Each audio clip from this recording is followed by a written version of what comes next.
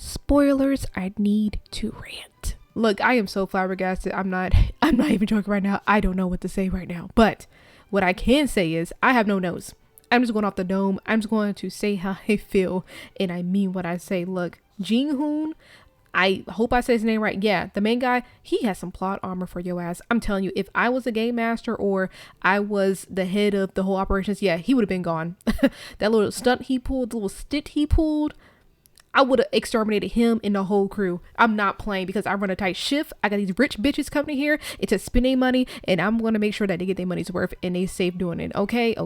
I'm about to talk very fast, bear with me. But another person who has plot armor is that one chick that worked at an amusement park, and she was in a little furry outfit, and she met that father and that daughter. Yeah, look, she has plot armor up the fucking yin yang. I'm telling you, if I was a game master and I'm over here trying to be nice, you over here sabotaging my shit, and she keeps pulling that shit, yeah, I'm gone. She was going around sabotaging everything, botching kills, taking other soldiers out.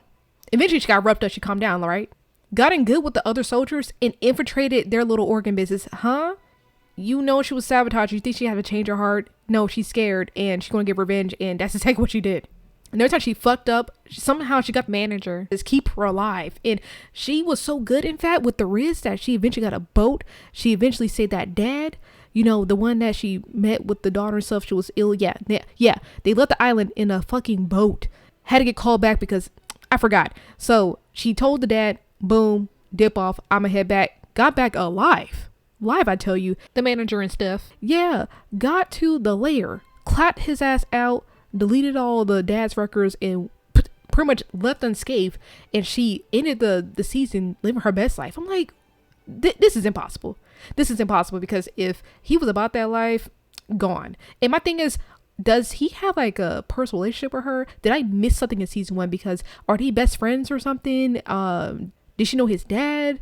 Or is it simply because they're both from North Korea? Something else that got me, I just don't know. I'm just really frazzled right now. I'm surprised the mother and the son lasted as long as they did. I'm surprised. And also the lady that was pregnant, I forgot her name too. Yeah, I'm surprised she lasted as long as she did. And when I was looking at the show, I was like, okay, she's going through this stressful situation. Your heart rate's not up, sweetie? Huh? The baby's not stressed? Like, I'm surprised that she didn't get a miscarriage, but she had the whole baby live and fresh and well. And another thing about that damn baby. Yeah, I have been around newborns, okay? Those little babies are freaking hungry. They want some titties and milk. That's all they want. Yeah, that baby was the quietest newborn I have ever heard in my life. Baby was slumped, okay? And I was like, how are they feeding this baby? They was giving a fuck about the baby until the baby became a contestant, and then they want to tend to the baby and give the baby milk, warm milk at that. I was so confused. Like, what? And my head is hurting right now. But let's get to the games. One of the games is hide and seek, right? Wild. There's 2 teams.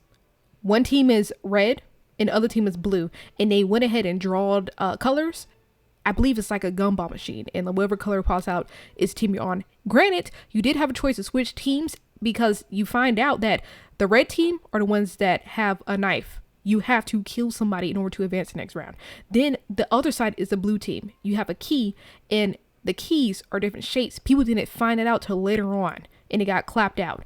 And also, that means that you can't really camp out because in order to like move throughout the maze, you gotta have keys.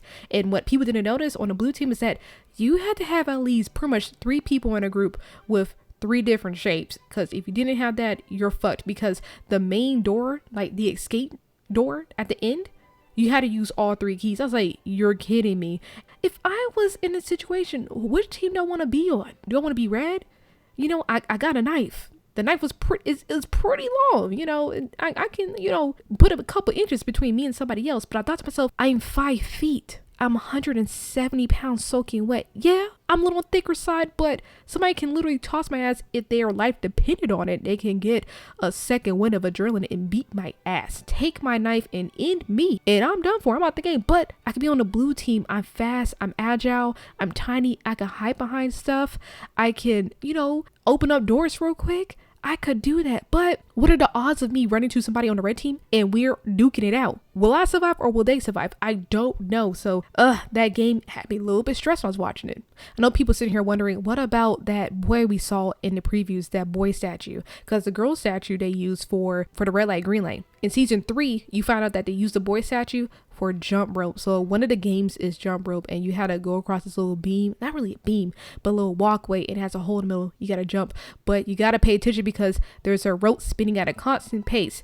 Now the game would have been hard if they would have sped up the rope swing the longer people waited and stuff, because they're trying to, time to jump, be strategic, because if you miss, you're splatting to your death. And nobody wants that. Nobody wants that. If I could just keep a steady pace, if I could just practice on my breathing, I was able to complete that. I'll be able to complete that, but I could see how people could turn things a little bit different. But on the first they put that game on there, I was thinking that it was to do like a souped up version of red light, green light, but it would have been silly if they would have repeated the game. So what I would have included there, no, I would have included something else. We could do ring around the rose, but jump rope, I guess. And one thing I noticed is that, man, people in this game, people in the show, they love to taunt people. I was over here thinking to myself, like, you don't care that you have to team up with somebody later, or they're gonna have to go against you later. They're going to have like, does that help people's game? Does it hurt? I thought it was supposed to hurt people, but I guess not.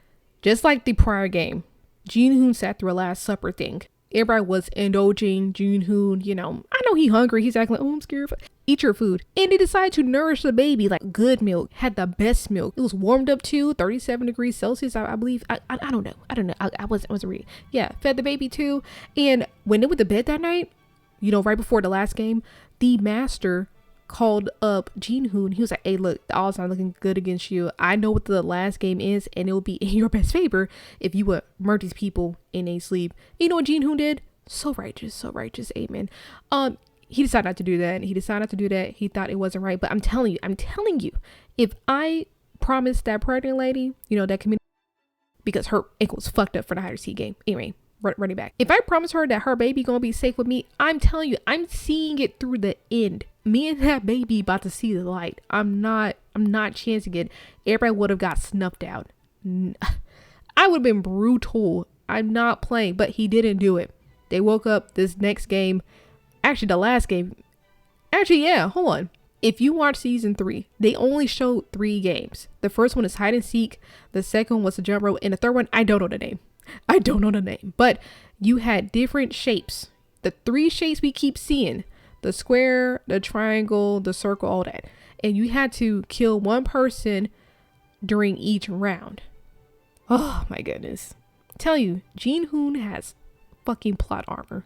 It was like 8 people against a man and a baby. And these people's going around trying to figure out how they're going to knock people off. And granted, what they keep forgetting was you got to hit the button to start the timer of the game, because you kill somebody before the timer, it's not going to count. If you kill somebody after timer, you're not going to count. You won't get everybody killed. Yeah, look.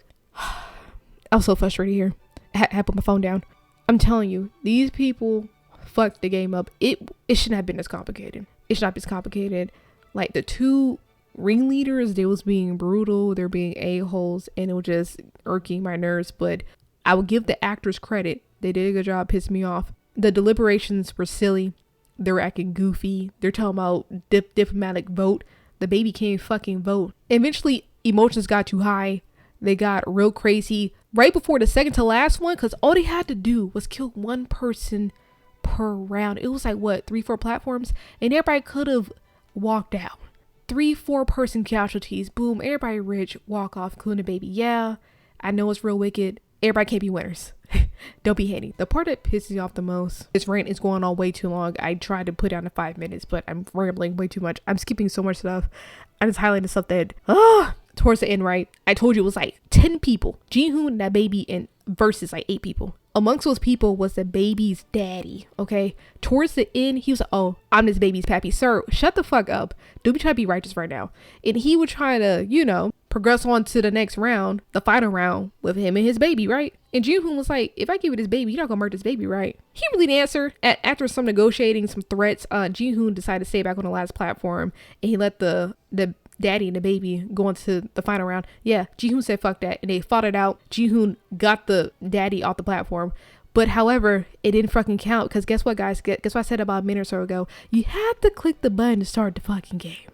So Jin-hoon promised this pregnant lady that she could protect her baby. Now the round started.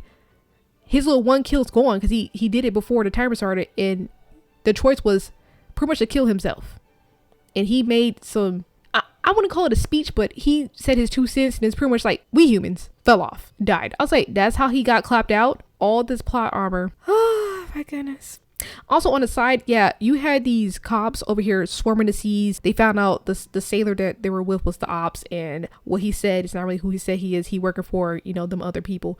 And yeah, crazy fight ensues. They eventually find the island, you know, that one guy from season 1, I believe. Like towards the end, there's some guy, he's a private investigator or something like that from season 1. He was with these cops. Yeah.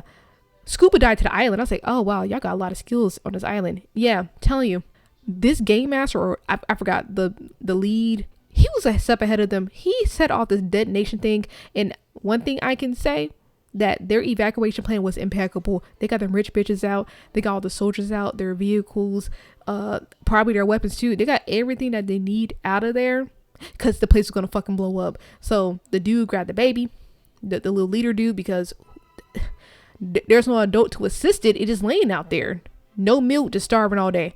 And he was able to see the investigator, his fucking brother. And after they laid eyes with each other, the brother shot the fucking window. They have a little stare down. The brother, the detective brother, was like, oh wow, why had a clear shot, nigga didn't do it, evil brother escaped, and boom, that's in the fucking season. Now extra spoilers, okay?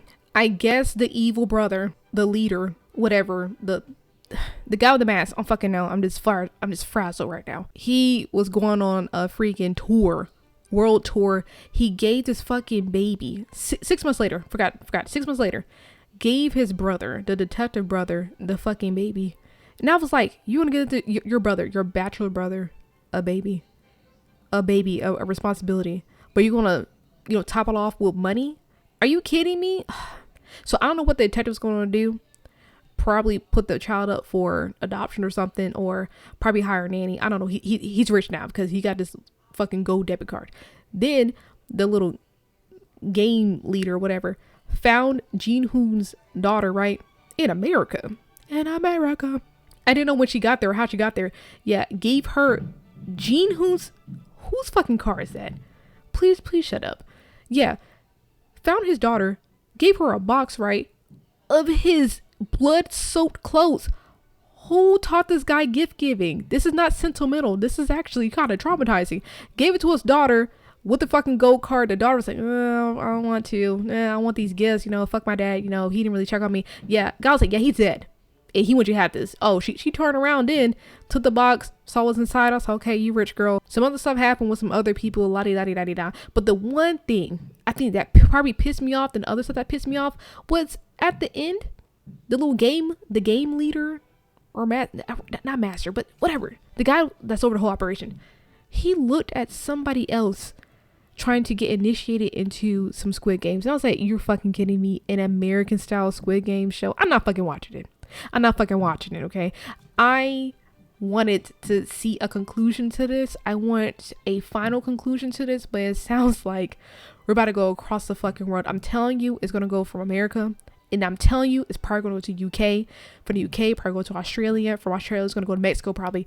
It's going to spread, this little show franchise, and I'm not prepared for that. And my goodness.